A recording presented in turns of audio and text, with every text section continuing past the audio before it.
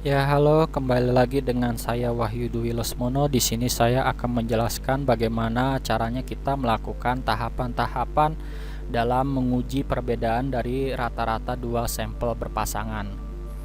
Arti dari dua sampel berpasangan ini artinya kita membandingkan dua rata-rata populasi yang kita berikan perlakuan sebelumnya bagaimana hingga sesudahnya itu bagaimana, sehingga kita bisa tahu seberapa besar perubahan dari nilai rata-rata populasi yang kita peroleh ini. Dalam video kali ini saya akan menjelaskan bagaimana tahapan-tahapan kita jika kita menggunakan software SPSS. Sebelum kita melakukan uji perbedaan rata-rata dua sampel berpasangan, terlebih dahulu kita kumpulkan dulu data-datanya terkait sebelum dan juga sesudah nilai si rata-ratanya itu. Setelah kita melakukan pengumpulan data terkait hasil sebelum dengan sesudah, kita terlebih dahulu melakukan uji normalitasnya dulu.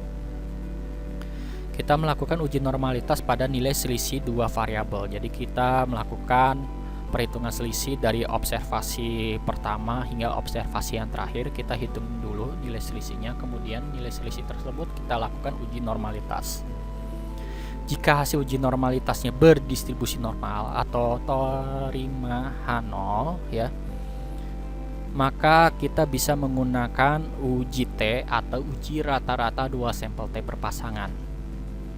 Namun jika uji normalitasnya menyebabkan hasilnya tidak berdistribusi normal ataupun tolak H0, maka kita bisa menggunakan uji Wilcoxon ini.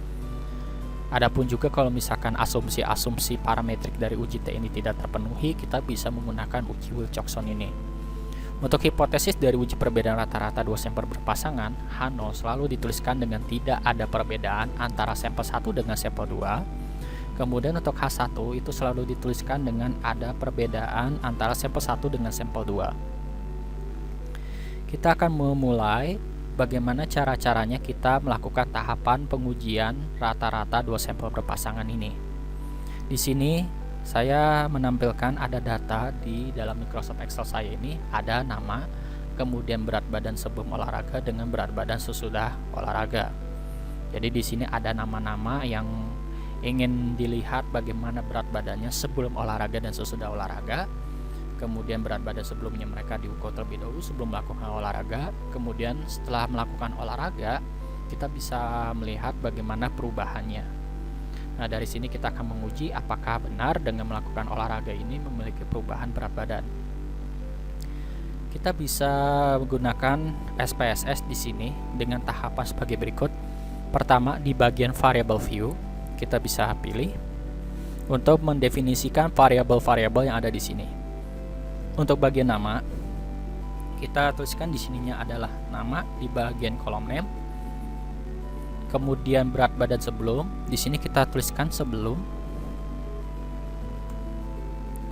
Kemudian di bagian ketiga kita bisa tuliskan berat badan sesudah olahraga dengan kita menuliskan sesudah.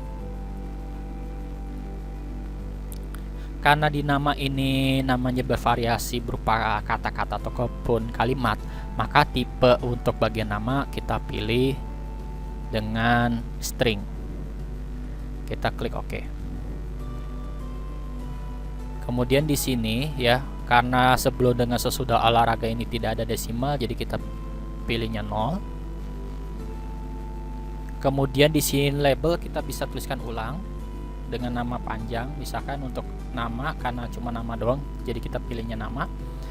Karena di sini sebelum nama panjangnya di sini berat badan sebelum olahraga, jadi kita sesuaikan berat badan sebelum olahraga.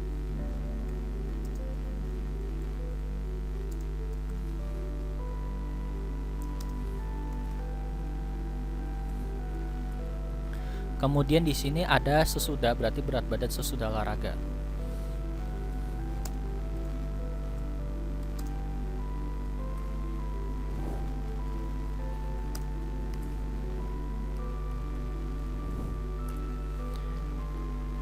Kemudian karena tidak ada pengkategorikan, jadi di sini kita abaikan.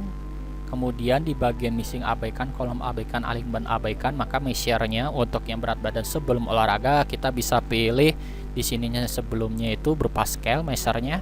Yang sesudahnya kita bisa pilih scale. Kemudian kita bisa masuk ke data view, kita bisa langsung memindahkan data-data yang ada di Microsoft Excel ini ke bagian SPSS ini. Jadi kita tinggal blok saja, kita copy, kemudian kita bisa paste di SPSS-nya. Nah, maka di sini sudah kita tampilkan nama-nama, kemudian berat badan sebelum dan sesudah olahraga.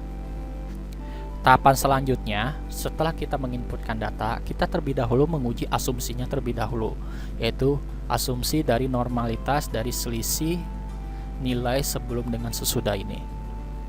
Tahapan pertama yang bisa kita lakukan dalam pengujian statistika kali ini, pertama, kita bisa klik transform, kemudian kita pilih compute variable. Kemudian di target variable kita bisa isi selisih. Kemudian kita klik numeric expression, kita klik berat badan sebelum, masukkan ke tanda panah, kemudian kita kurangi, tanda kurang, kita masukkan klik di bagian berat badan sesudah, kita klik, kemudian kita klik tanda panah ke kanan, kemudian kita klik OK. Maka di sini akan muncul sintaknya. Dan kalau ingin tahu datanya, kita bisa klik datanya ke data view yang sudah kita dapat. Nah, di sini kita sudah dapat mengenai data-data mengenai selisihnya ini. Kemudian nilai selisih ini kita langsung melakukan uji normalitas dengan cara kita klik analyze, kemudian kita pilih non parametric test, kita pilih legacy dialog, pilih satu sampel KS. Kita bisa klik selisih, masukkan ke dalam test variable list, kemudian pilih test distribusinya itu normal, kita klik OK. Maka di sini kita bisa lihat nilai selisih dengan nilai asimsiknya itu to tail itu 0,2000. Ini adalah nilai pengujian statistika kita untuk membandingkan nilai signifikan ini dengan nilai taraf nyata. Perlu diketahui bahwa nilai asimsik ini merupakan nilai p-value, yaitu nilai peluang untuk menerima H0. Itu kita sudah dapatkan 0,200. Kita bandingkan dengan alpha yang kita gunakan, yaitu 0,05. Karena nilai p-value-nya lebih besar dari alpha, maka keputusan yang diambil adalah terima H0. Sehingga karena dia terima H0, maka data yang kita kumpulkan, yaitu data selisihnya itu berdistribusi normal, sehingga kita bisa menggunakan metode statistika parametrik untuk menguji rata-rata dua sampel berpasangan dengan menggunakan uji T atau uji rata-rata dua sampel T berpasangan. Untuk melakukan uji T ini, untuk uji rata-rata dua sampel T berpasangan, caranya di dalam SPSS yang sudah kita ketik, kita bisa klik analyze, kemudian pilih compare mean, kemudian kita bisa pilih paired sample t-test. Kita bisa klik berat badan sebelum, kita masukkan ke tanda panah, kemudian kita klik berat badan sesudah, kita klik tanda panah ke kanan. Kita bisa klik option, jangan lupa confidence interval percentage-nya ini diisi sesuai dengan kebutuhan dalam pengujian hipotesis kita.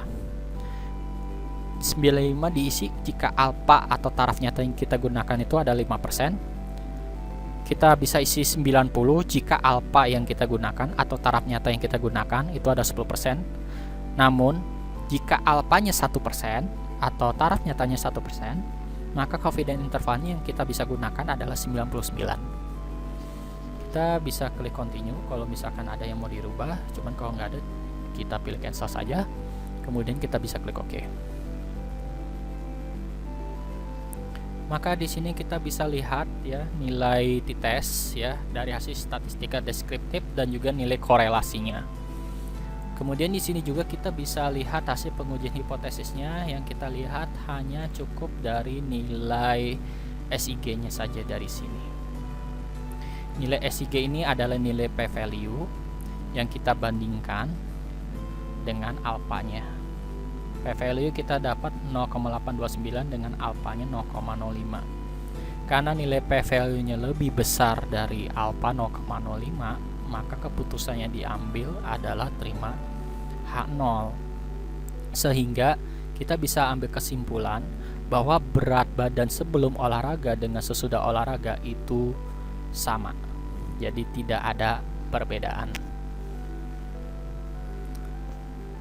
Perlu diketahui bahwa hipotesis untuk uji perbedaan rata-rata dua sampel berpasangan, kalau H0 selalu dituliskan dengan tidak ada perbedaan antara sampel 1 dengan sampel 2. Sementara untuk H1 itu ada perbedaan antara sampel 1 dengan sampel 2. Dengan warna merah ini adalah diganti sesuai dengan apa yang ingin dibandingkan dalam kasusnya.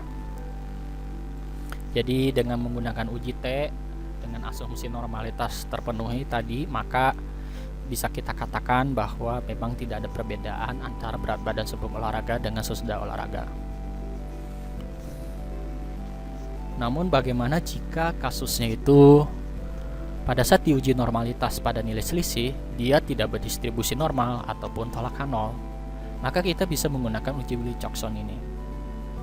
Andaikan di sini kita asumsikan bahwa data terkait berat badan yang kita miliki ini nilai selisihnya tidak berdistribusi normal dan kita ingin menggunakan metode uji Willi-Coxon ini dengan menggunakan software SPSS.